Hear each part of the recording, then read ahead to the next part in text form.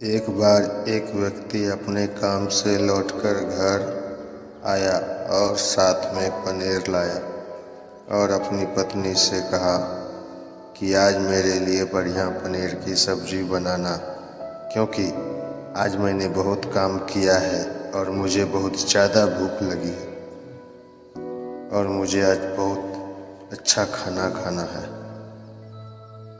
उसकी पत्नी कमरे से बाहर आई और पनीर लिया और कहा कि बिल्कुल आप हाथ पैर धोकर तैयार हो जाइए, मैं आपके लिए बहुत ही स्वादिष्ट खाना बनाती हूँ।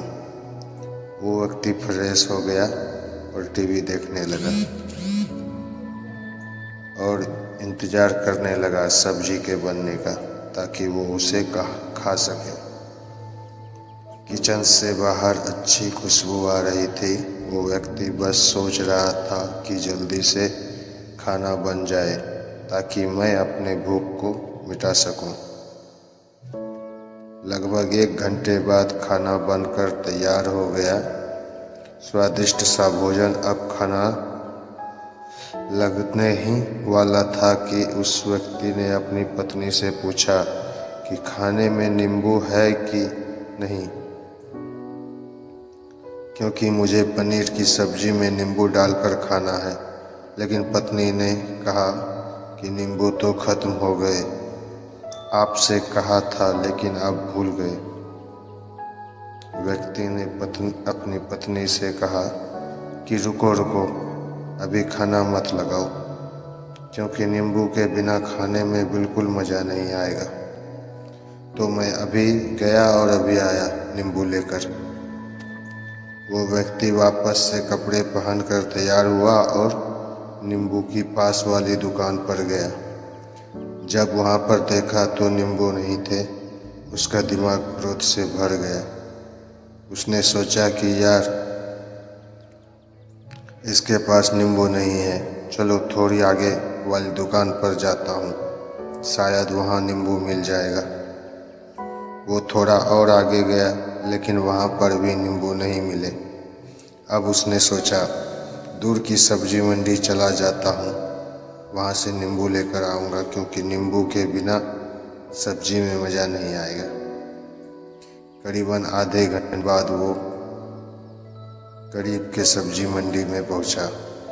वहाँ पर उसे नींबू मिल गया और वो बहुत खुश हुआ कि चलो नींबू मिल गया और अब मैं घर में जाऊंगा और सब्जी में नींबू डालकर अच्छे से सब्जी खाऊंगा। अब वह खुशी खुशी नींबू लेकर घर आया और पत्नी से कहा कि जल्दी से सब्जी गरम कर दो, रोटी गरम कर दो और नींबू काट, ताकि मैं अच्छे से खाना खा सकूं। अब थाली लगाई गई, सब्जी परोसी गई और नींबू रखी गई।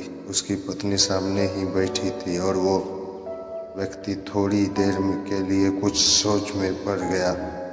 उसके बाद उसने नींबू की प्लेट उठाई और दरवाजे से बाहर की ओर फेंक दी और जोर जोर से चिल्लाने लगा, मैं जीत गया, मैं जीत गया। पत्नी ये देखकर घबरा गई कि कहीं ये पागल तो नहीं हो गए। उन्होंने सारे नींबू दरवाजे से बाहर क्यों फेंक दिए। उस पर पत्नी ने उस व्यक्ति पर चिल्लाया और कहा कि आप पागल हो गए हैं, अभी तो इतनी देर तक नींबू के बारे में पूछ रहे थे और अभी जब नींबू घर पर ले आए और खाने बैठ गए तो आपने इन नींबुओं को दरवाजे से बाहर फेंक दिया और अब चिल्ला रहे हो कि मैं जीत गया, मैं जीत गया। पत्नी पूछी, आप किस चीज में जीत गए, हुआ क्या? अब व्यक्ति खुशी खुशी बैठ गया और अपनी पत्नी से कहा, आप भी बैठो, इत्मीनान रखो, बताता हूँ कि क्या हुआ। आज सुबह से ही मेरी जीत मुझे अपने बस में करने की कोशिश कर रही थी। जब मैंने बहुत काम कर लिया तब मुझे बहुत तेज भूख लगी। जब मैं घर पर आया तो तुमने बहुत ही स्वादिष्ट सब्जी बनाई। इसकी खूबसूरत मेरी नाक में खुशबू नाक में लगी। फिर मेरी जीभ ने कहा कि इसे अब नींबू चाहिए।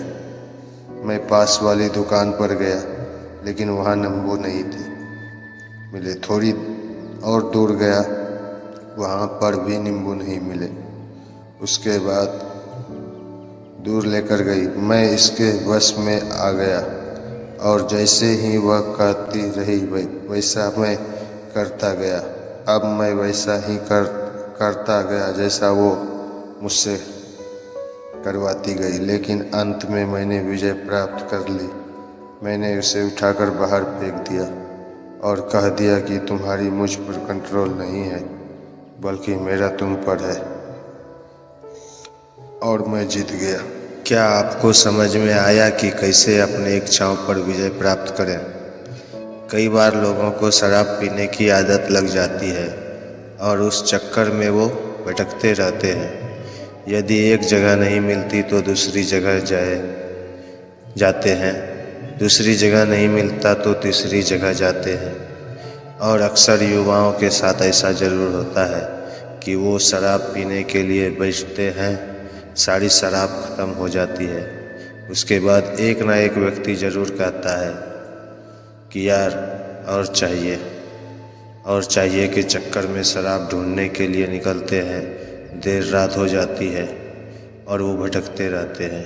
एक जगह नहीं मिलती तो दूसरी जगह जाते हैं, और दूसरी जगह नहीं मिलती तो तीसरी जगह जाते हैं, और अपने समय, पैसे और अपने आप को बर्बाद करते रहते हैं।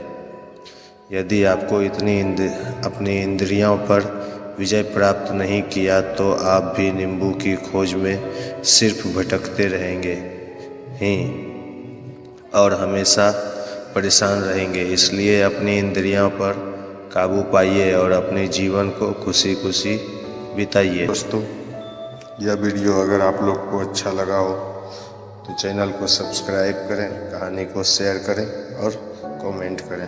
थैंक यू, धन्यवाद।